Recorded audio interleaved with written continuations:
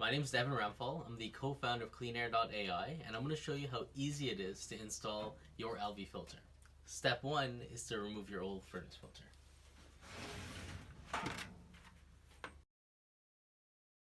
Step 2 is to take your ALVI filter and slide it into your furnace, like this. Step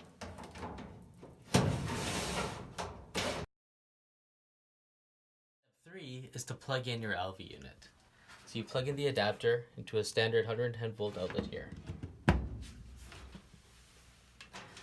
Then you plug in the other side to your ALVI unit. You'll see everything start to light up. And step 4, for those of you that may not have an outlet near your furnace, we'll provide a free, no-charge adapter that turns your light socket into an outlet.